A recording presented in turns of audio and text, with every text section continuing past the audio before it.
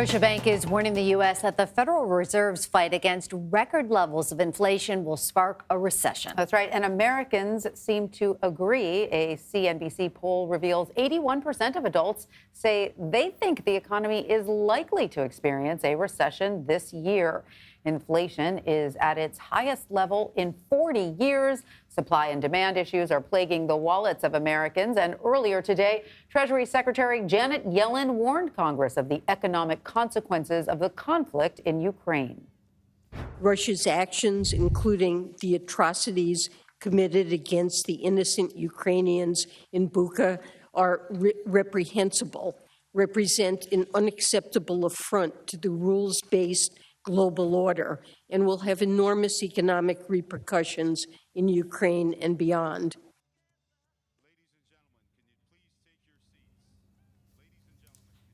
Joining us now is David Tinsley. He's a senior economist at the newly launched Bank of America Institute. David, welcome. Thanks for joining us. I want to come back to Ukraine in just a moment, but first, do you think the U.S. is in danger of falling into a recession this year?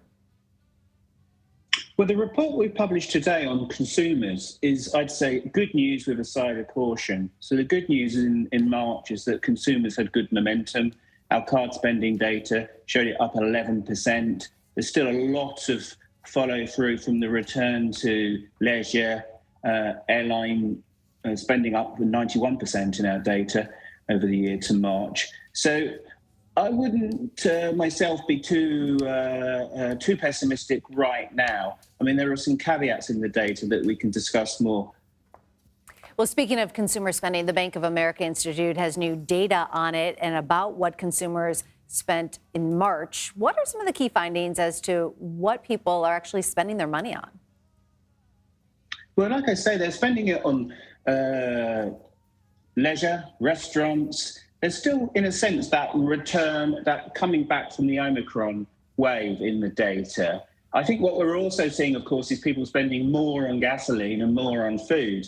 And that's not such a good news story. That's partly a price story, of course, with gas prices up, give or take 50% year on year. And so, David, let's circle back to Ukraine. How are consumers dealing with the economic consequences from the conflict in Ukraine? Well, I think first and foremost, right now in the US, it's coming through in inflation. So the reason oil prices and food prices are rising is by no means only just due to that conflict, but nonetheless, obviously, the conflict has added to the upside pressure on the oil price, which is fed through to the gas price. So if you're looking at, particularly, I think, worth mentioning, the lower income households, where their spending in the year to March was only up 4%. And there are some signs in that area that there's some cutting back being done on the bigger ticket items such as furniture and clothing to make a bit more space for these higher prices. So overall, I think it's a good news story in terms of the consumer, but clearly some people are challenged. So just really quickly before we let you go, what I'm hearing from you, though, is you feel like the fundamentals are strong and that the economy is basically headed in the right direction. Is that correct? I think the fundamentals are strong, the labour market's strong. And one other thing I'd point to, which is highlighted in our report, is people still have cash in the bank from the stimulus checks last year. So those lower income households have about $1,500 still left in their savings account from last year. So if they are stretched, they can reach into those savings.